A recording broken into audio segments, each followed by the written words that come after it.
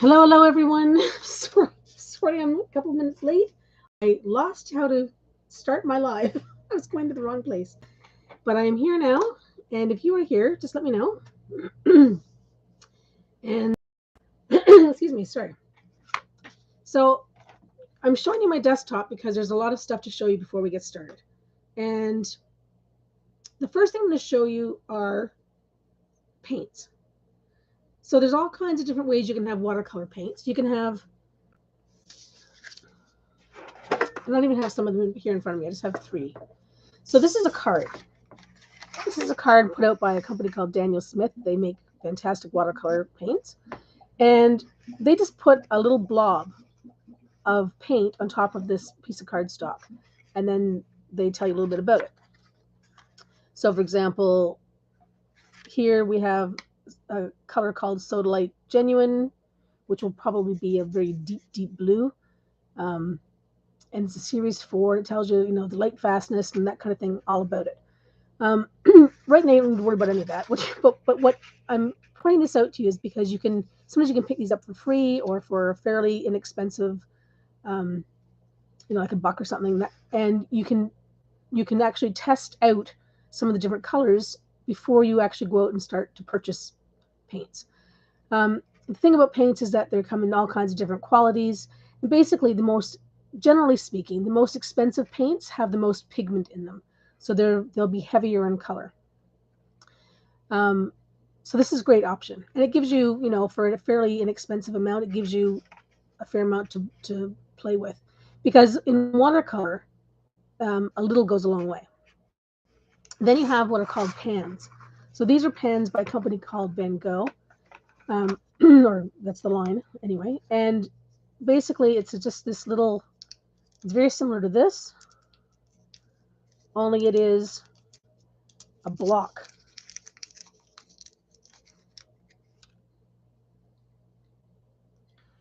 And so this is the block of color right here. And this happens to be probably titanium white or something like that.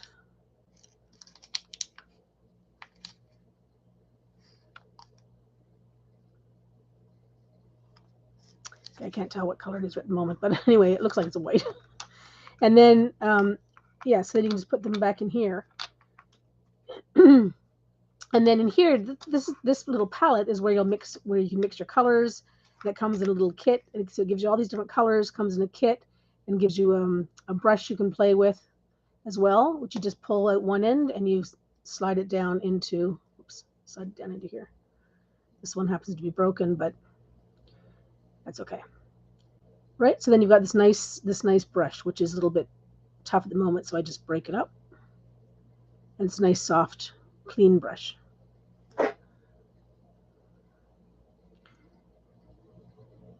And then just be careful when you put it back in that you don't split your bristles, because it's nice and I'll do that afterwards when I got my glasses on. Okay. But this is where you mix your colors. So you put a little bit of water, a little bit of paint, a little bit of pigment. If you want to bring in, you want to make a lighter purple, then you bring in these two colors and mix them here. And so these are great. These are particularly good for traveling.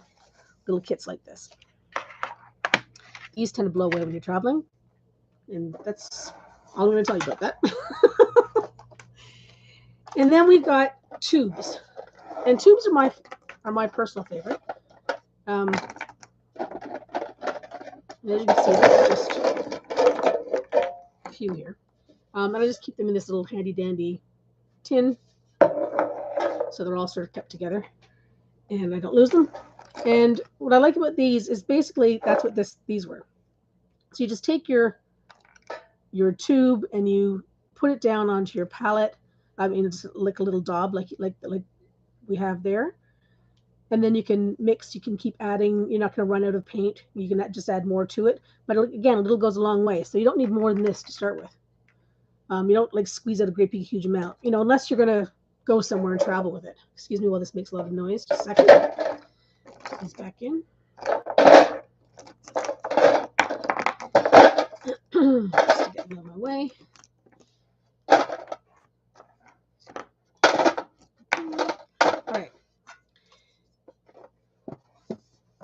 So those are sort of the standards. Usually you will find something like this, the pans. Sometimes they're not. Sometimes they're not. Sometimes you just open this up and there's a whole whack of pans already there. You don't have to wrap them. They don't come little, cute little things or whatever. And you can get them like at the dollar store. You don't have to go, like I say, any great huge expense. So then we've got brushes. So if you're just starting out, it doesn't matter what brush you use. Different brushes will give you different effects down the road, but we're not going to get into that much today. And you can use a synthetic brush or a natural hair brush or whatever you want to do. You can get brushes that are super, super expensive, and you get brushes that are like 6 for $1. The other and right now you just want something that makes a mark. That's all we're worried about. This type of brush, this is a water brush, and you can see in here I've got a little bit of water, so that when I tip it up here, if I just give this a little bit of a squeeze, then the water, you see it on my finger there, it just comes out through the top, and it makes my bristles wet, and then I can just, if I want more water, I can just squeeze and add more. If I want less water, then I'll just take a piece of paper towel and dry it off. And then here you can see, like, I've got all kinds of brushes here. Most of them are fairly cheap brushes and are in really bad shape because I'm really hard on my brushes. I don't tend to buy super expensive brushes because I'm hard on my brushes. And for note cards, something like this sort of a brush is good. It's got a fairly long bristle on it, which is nice, and it's soft. This is like just a cheap, like nylon haired brush. And we've got the water brush, and then we've got I don't know if I have a badger brush here, probably not.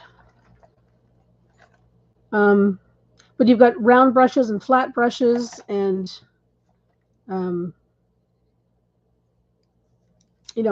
like all you need right now is a brush that's going to make a mark.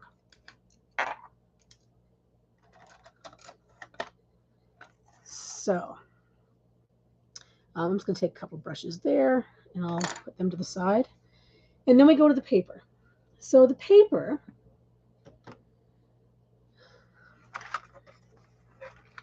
this is what, I'm going to grab a couple of other small things in just a second. But so this is the paper that I often go to. I tend to buy, because I'm lazy and I want to do things quickly. So this is like a 6 by 9 inch. And then what I'll do is I'll score it, which means I'll just basically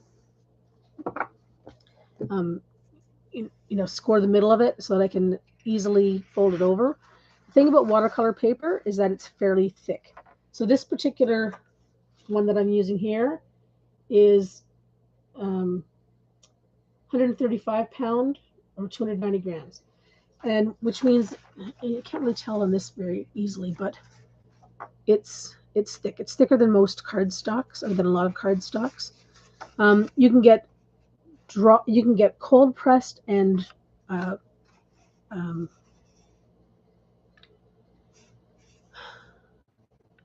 like hot pressed, but so cold pressed generally has a texture to it, and I don't know if the webcam can sort of pick up that texture or not. I don't think it is really. Let me see if I go a bit closer. I don't know if you can see it or not. Oh yeah, you can see a little bit. So to see how it's sort of like dimply a bit. Oh, there we go. That's much better. But then on this side, it's very smooth. So that's great. It's great for watercolor cards. This is one of the reasons why I love this one, is because I've got the option of going whichever way I want to go. Generally speaking, I will do the watercolor on the textured side, and then I'll write my message on the smoother side, but not always. Sometimes I go the other way around.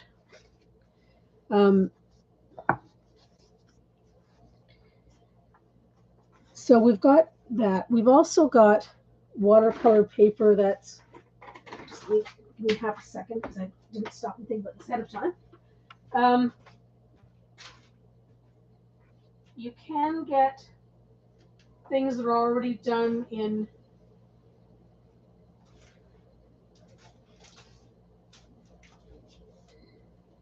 watercolor.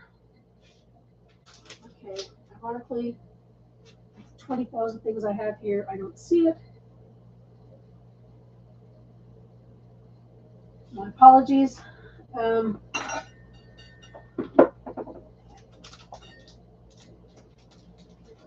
But you can also buy watercolor note cards already dumped in packages with envelopes. And those are great. Just checking on my wall there, the last oh, here we are. Yep, I've got some. Yeah, it's somewhere.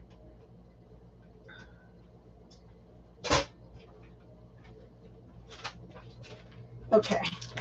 Now these will cost you a lot more because they come with envelopes and with the note card already done up. So this package gives me 10 blank cards, and they're 3.5 by 4 7/8. These particular ones are. And I'm just trying to get into the box. Just so you can see. Now, what's nice about these is they have this lovely deckled edge to them. It just has them look a little bit fancier. So I will show you. These are really tiny ones. This is more like that. These would be great for like thank you cards. So you can see this lovely deckled edge here, which you can also create to some extent yourself. This gives you a sort of a fancier card. You can also use it this way. I've seen people use them this way so that they can lift up more easily. But generally speaking, you would use them this way. Or you can use them this way. Or if that's backwards to you, you can use it this way. Or you can use it this way. You can do whatever you want with it. But you can get the cards in different sizes. These ones I find are a little bit too small. But again, they're fine for if you want to send somebody like a thank you note. What the size of a standard thank you card? These ones will be a bit heavier. I mean, sorry, a bit larger. I'm going to show you. We're not doing these particular cards, these particular designs today, but I did want to show you just a couple of cards that have been done. And this is more sort of the standard size that I would use. So here's it's also backwards to me on the screen. But here's obviously Christmas card. There's blank inside. Here's just a card of some houses on the street. Any occasion kind of a card. Here's a puffin. A lot of these my brother did. Here's some ducks. Here's like a vase of flowers. And these are all like super, super quick cards. Here's another puffin.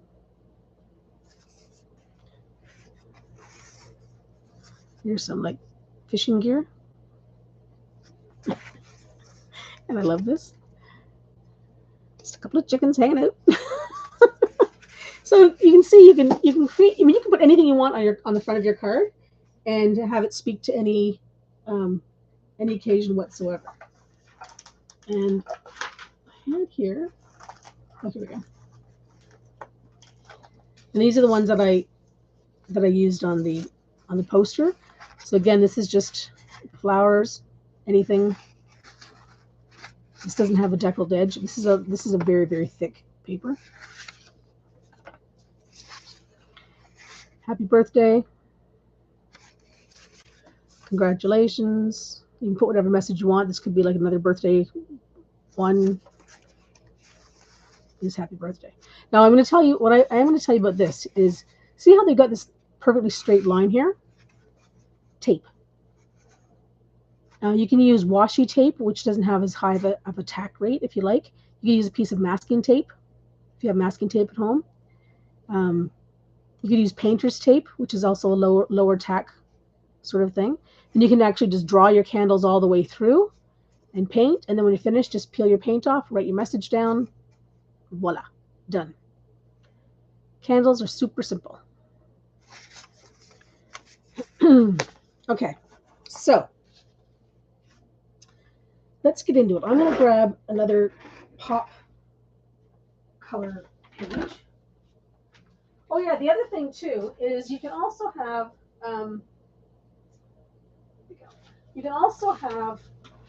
metallic watercolors now. It didn't used to be a thing so much in the day, but they are now.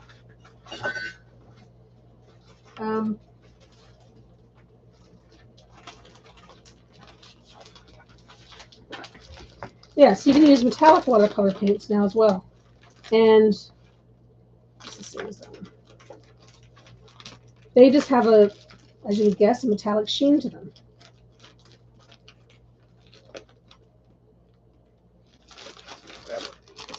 Okay.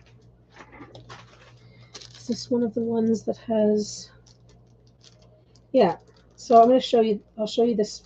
These are more of these little pop dots. This package here, and it's a bit of a larger sheet.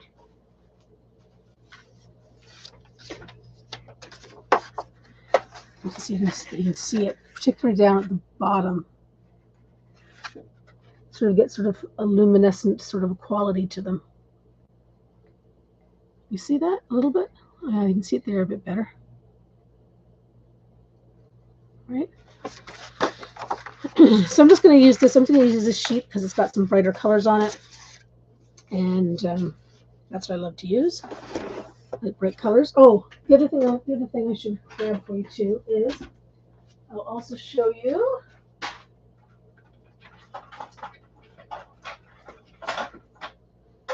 You're crashing. Everything's okay. So you can get paint palettes in every. This is like a fairly inexpensive paint palette. You can throw your different paints in here. Use these areas for your mixing areas, or if you just want to use a little bit, you can use even one of these little areas for your mixing areas. So if I'm going to use my, you get these again, the dollar store, any art supply store. You can also use wax paper. Although you don't get the benefit of having a little bit more water in there, but you can still use wax paper. Parchment paper works to an extent as well. Wax paper is better though. Those styrofoam like meat trays or baking trays, any sort of plastic, anything that's going to repel, not have water soak into it. Basically, you can use for your palette. So you don't have to go super fancy. The other thing you can use is you can actually buy paint palette paper. So, for example, okie dokie, stuff's falling off my. So here's, can't see the name. Wingate Artist Palette, and basically all that is a sheet of super waxy, glossy paper. You can see the light bouncing off of it, and it's perforated up here. So if I wanted to take it out and just use it on its own, I can. Or if I'm out and about, I could just stick my thumb through this. So the holes are to hold it like this. And again, then I can just mix things on here and pick up the paint from here. So there are those as well. So that kind of covers all of that stuff. So we got all the supplies covered, and we're like 20 minutes in. Good news is if we do this workshop again, you don't have to go through that all over again. And if anybody's here, just want to put a message in, or if you have any questions, but put a message in, and yeah, we can do that. Okay, so I'm going to put this to the side for now, and I'm going to move these out of your way, and pray don't knock over. So in a previous live, I was talking about how I keep these pomegranate containers. This is an example of how I use them. So I'll put water in it, and it can freestand, but I'm messy, so I tend to put it in. I put the container inside of a container. I also have right here another container of water, which I will use to start with. So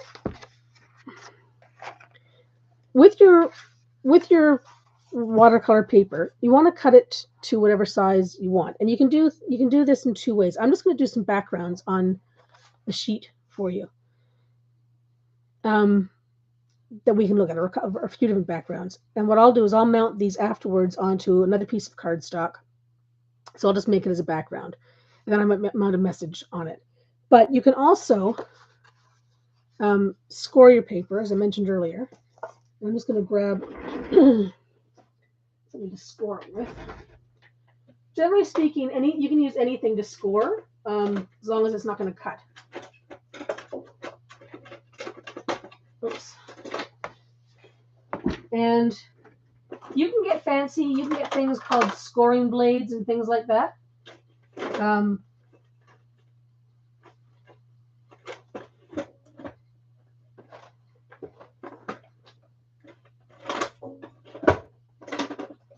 Sorry, here we go.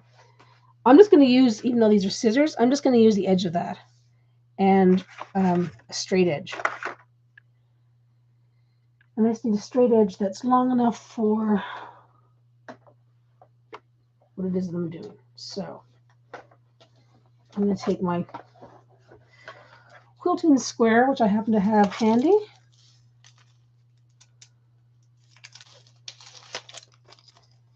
And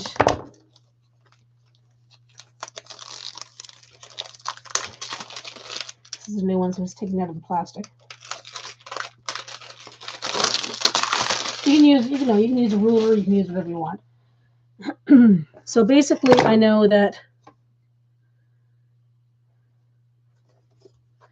this is 9 inches, so I want to do it at 4.5 inches.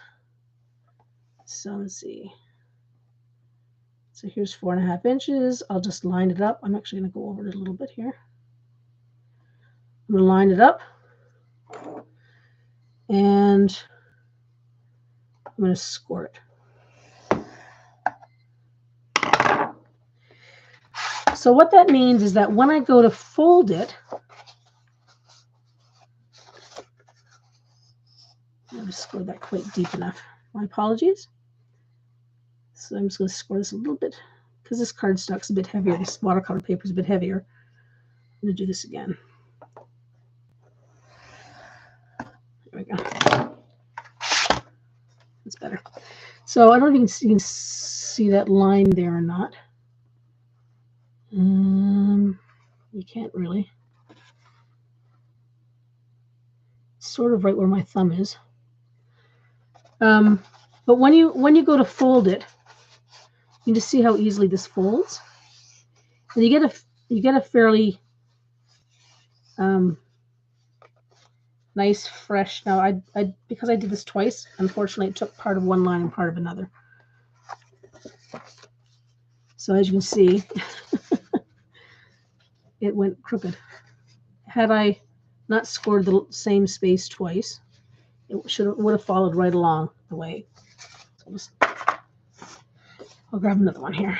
Now, what happens is where the scoring line is what you're going to use to score along it.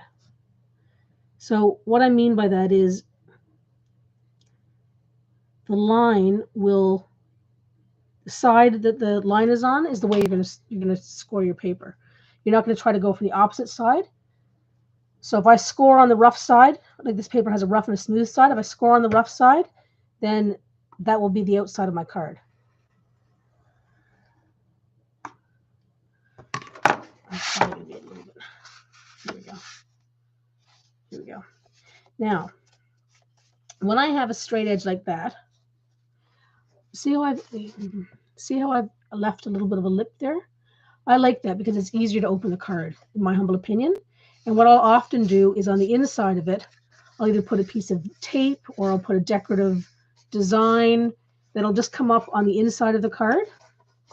And it just gives a little bit more of a finished edge. I don't have a deckled edge here, so it just gives a little bit of a finer finished edge, in my humble opinion. So that's just something else you can note if you like. Okay, so here it is. We've got our watercolor note card.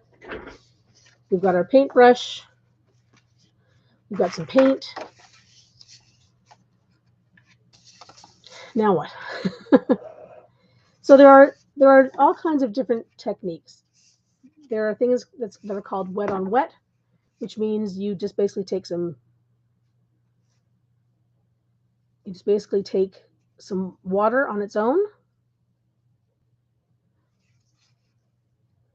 and then you'll take some paint that's fairly wet, and you'll just drop the paint into the water, and you get a design. And see how it just sort of flows out into where the water is. And the more paint you use, the deeper your color will be. You can go in and out of this as much as you want. You can, it will go past where it'll help disperse the paint as well. Disperse the water rather. The paint will, because it's heavier than the water is, because there's pigment in it. So that's like wet on wet. You can also do, it's not really technically dry on dry, because it is watercolor paint after all. But you could take a dry brush. You could take a little bit of water. I'm just going to use this one because it's already wet, and you can sort of see it between them. You just load up your brush with as much pigment as you can.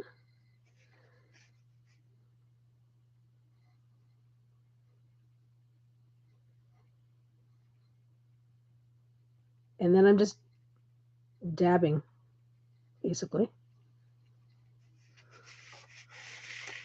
So I've actually used more pigment here than I did here, but it's a much smaller area. So that's wet on wet, and that's dry on dry. Now, obviously, like I say, you have to have a tiny bit of water, but this is just like tacky now to the feel.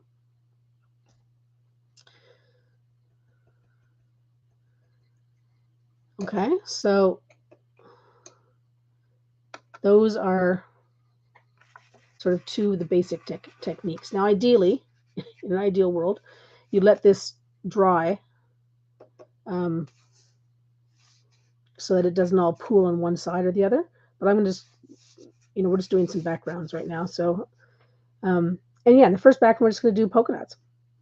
So just random polka dots, and you can do whatever technique you want.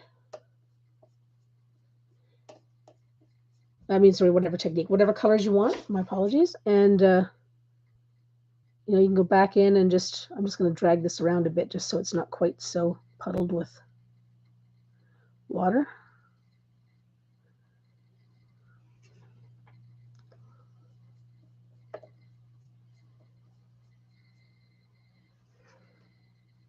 The other thing too is that I often do especially when I'm painting outside, not as much at my desk, but what is good with watercolors, because the paper, especially if you're using wet on wet technique, the paper will start to buckle and curl, particularly more that you work towards the edges.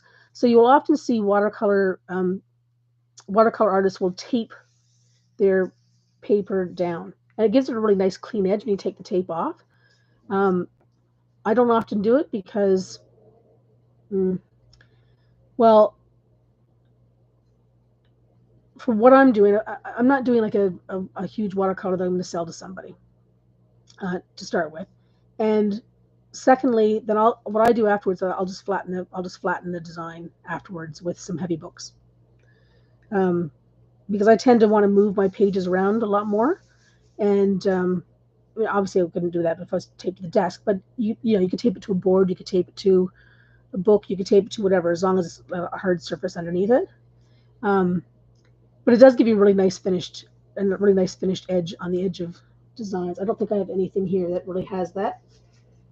Any examples that I showed you earlier, I usually go to the edges of the designs.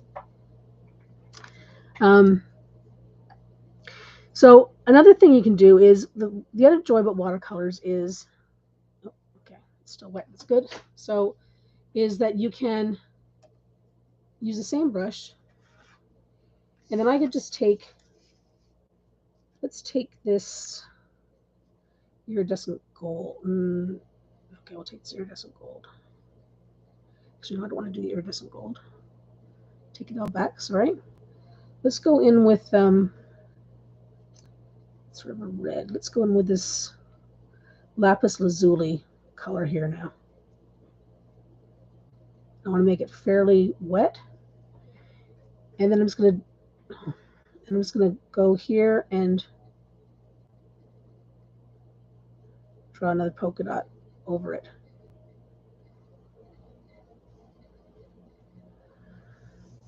I don't know if you can see that or not. But what's happening here, because this one was still particularly wet, even though I went wet on dry, okay, which means that I took a wet brush with a lot of water in it, and I put it onto the dry paper. So this was wet on wet, right? I started with water, then I added pigment.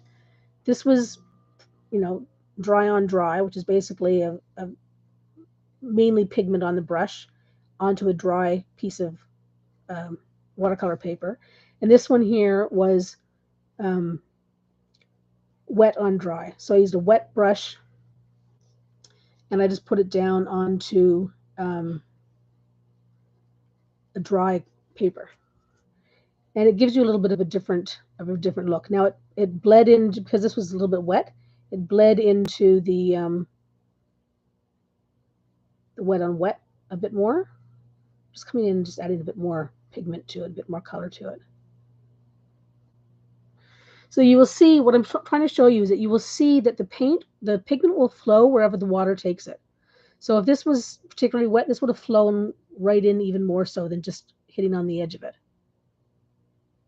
Right? If I was going to bring another color in and hit this because this is wet, it would stop pretty much at the edge of this one, because you can start to see that there's a bit of a rim around it, like a harder edge around it, which tells you that it's drying.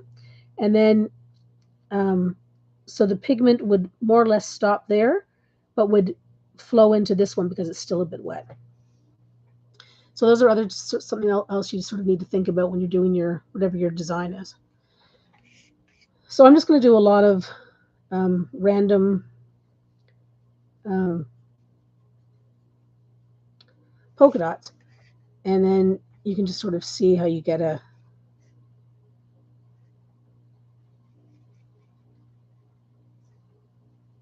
this is that iridescent gold that I was going with before.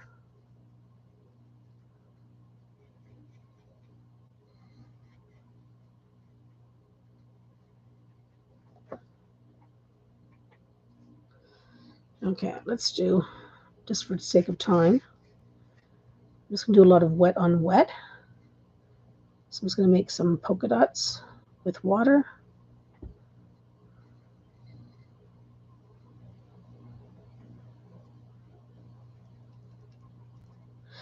Now, the other thing you could do too is you could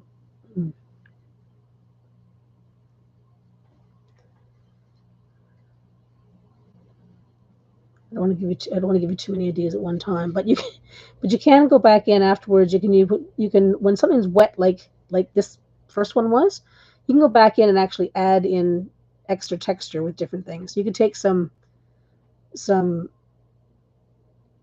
wrap, or I shouldn't use the brand names, I guess, but some sort of a I don't know what you call it, like cling wrap of some sort, and you could then sort of smush it into the painted area and get it textured. And you could take a curly Kate or a piece of tin foil or whatever. Now tin foil wouldn't work quite as well, maybe, because you could have some harder edges to it. But anything that you can use that can lift off color. The other thing you can do is you can go back in after something's dry. Like I could go into this one, for example, here. Let's get my brush a bit more wet. And I could make some tiny little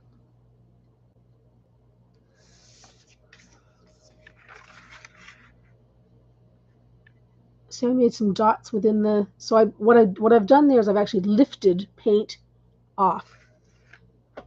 The thing about watercolor in some ways is it's forgiving because you can lift the paint off a little bit more easily. Okay, now I'm just going to take some of these other colors and just throw them in here. Just to try to give you sort of an idea.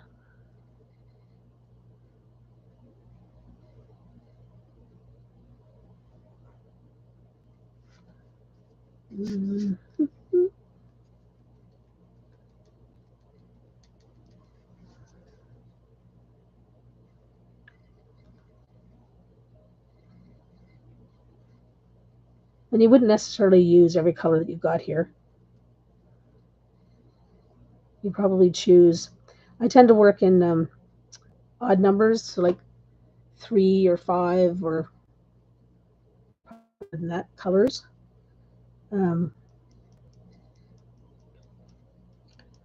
Grab this one because it's a little bit more.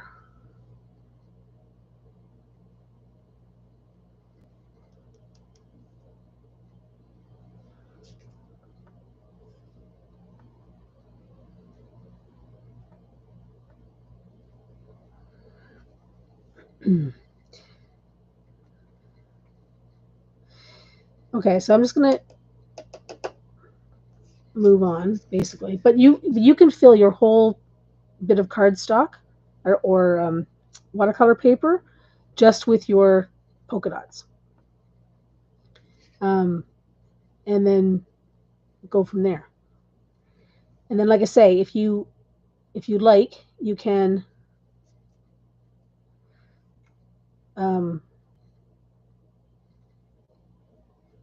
you can take your water that you've got there and just sort of make it a bit more round if you want to.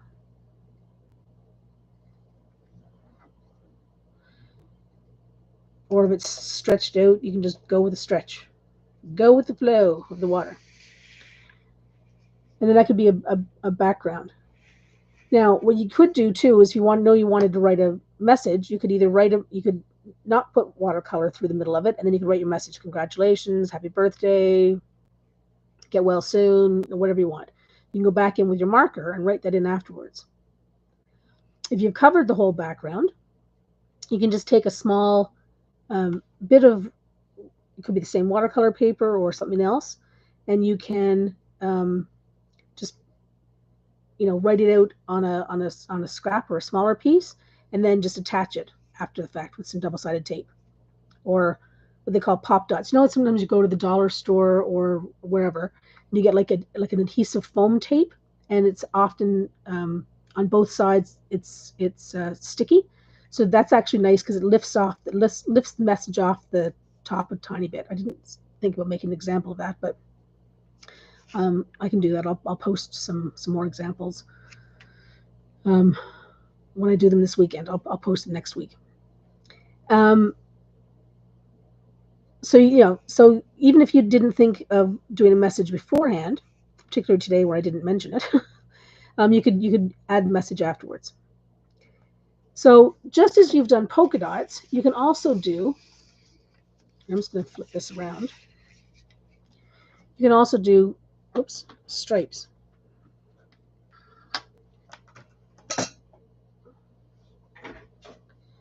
So with stripes, it's the same sort of idea. You just wet your brush, you find the color you'd like to use. Let's use this one down here.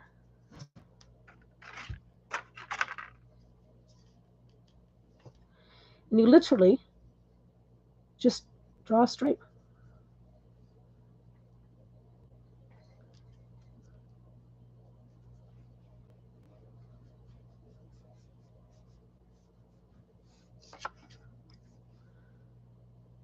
Like that. Then you can go back in and you can grab something else. Maybe I'll go back in and I'll grab some of this. What color will I use? And I'll grab this red here. Oh, this is a super duper deep red. I'm going to go bring this one down here a bit more. This is really red, really stripy.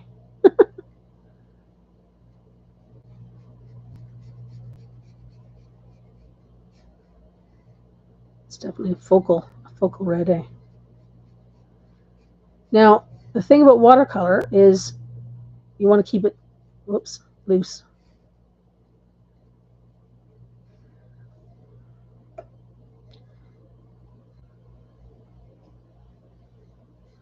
Go back into this one and just grab a little bit more of the color, the pigment. Come back here and just go a bit deeper.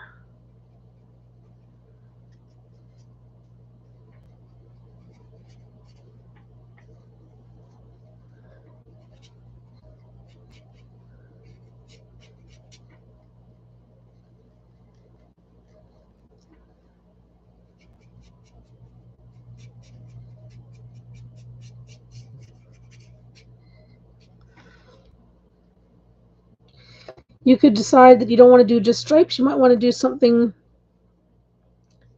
inside of the stripes. You might want to add a sort of a chevron look or feel. Didn't quite clean my brush well enough there, but now you could decide you wanted to go into that and make some designs between your stripes if you wanted to. You could go back in and add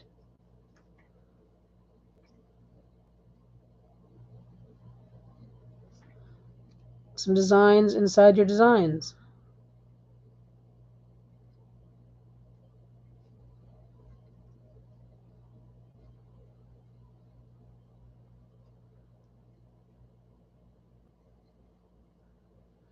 This is just a time to play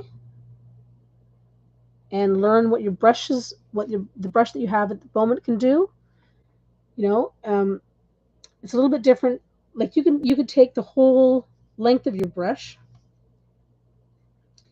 and just trying to find a color here there's a fair amount of, let's do this super light. And I'm actually loading not just the tip of my brush, I'm actually loading it right down to the ferrule, right down to the base of the brush. And you could do not quite enough water, sorry. You could do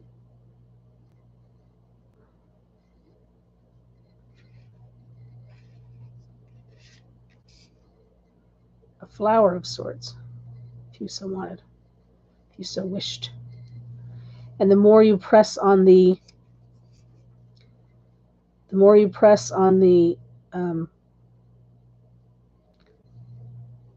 brush, to some extent, the wider the petals will be. Obviously, they're not going to be too, so wide that your brush won't. They can't be any wider than your brush will allow you to go.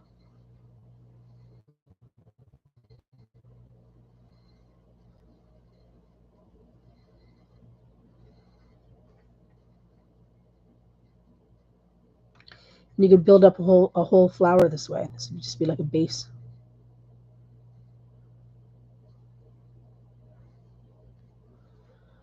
Right? Then you could take some,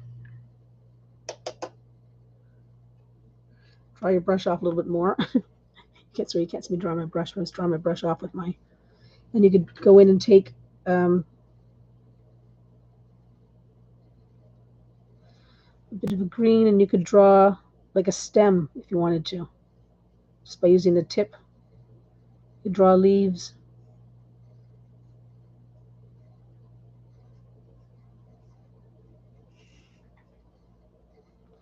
This is gonna be a weird looking leaf, but anyway. Oops. Just drag your finger through the polka dots. Right? And this is all just using the same brush. So what I'm saying to you is, no matter what paper, ideally a thicker cardstock of some sort. Okay, it could be like not bond paper, or like typing paper or keyboard paper, or whatever you would call it in this day and age, but something that has a little bit more weight to it. And play with the marks that you can make with the paintbrush you have and the paints that you have, and make cards using different designs. Now, I was telling you earlier I could do this. So I could take one thing that I often do is I was telling you about finishing the edges of these cards. Where's that red that doesn't really spit out? Quince red.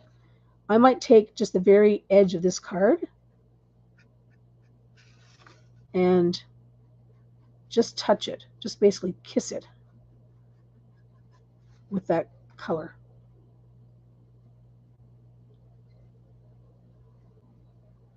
I'll just do this part way along, so I'm just trying to be cognizant of your time. Now I've already, by accident, marked the inside of my card when I was working with the red before. but see how that against this gives it a nice edge? So that's doing the top edge. You could also do the bottom edge.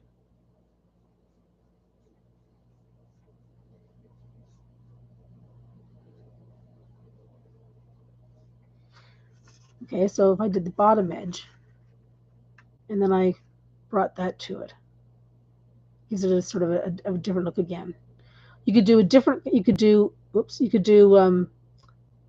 like black, for example, on the one edge, and you could, or whatever color you choose, but I'm just going to go with black because it's here and I've already used it a bit. So I might go black over here.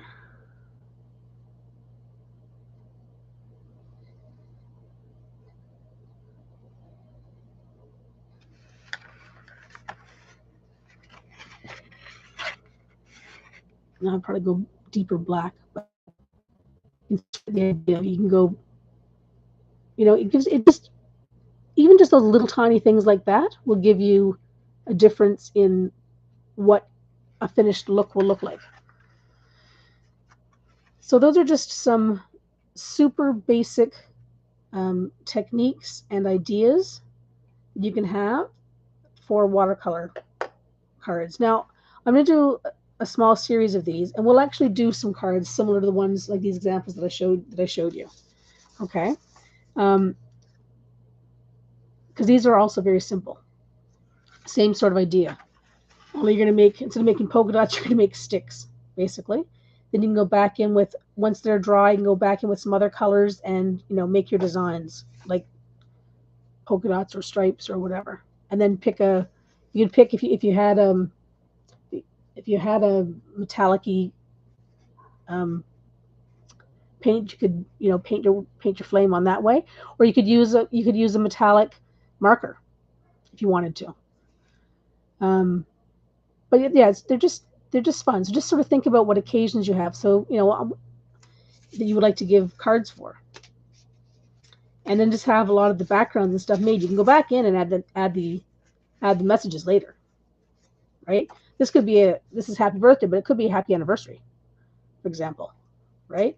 This could be like anything, any time you would give a gift would be a great, you could change the congratulations to whatever you wanted. Could be birthday, could be Christmas, could be whatever. You could do florals. You can give them any time of the year. Get well soon, congratulations, happy day, thank you, whatever. So just when you're thinking about cards, just think about the occasions that you would like to do, and just play around with watercolors. Right now, all I want you to do is just make a mark and play around with your watercolors and with the paints. See what they can do. There's all kinds of different techniques, and I'm we'll look at some more of those. But next week we're going to do bracelets. As that's been requested, and I will come back the following week, which will be the second week of January, and maybe we'll do a series of birthday / just fun general cards you can use for whatever occasion. All right, and I'll keep watching the comments. So if you have any questions, you can just pop them in there, and I will answer them. It's great. Thanks, guys. Have a great day.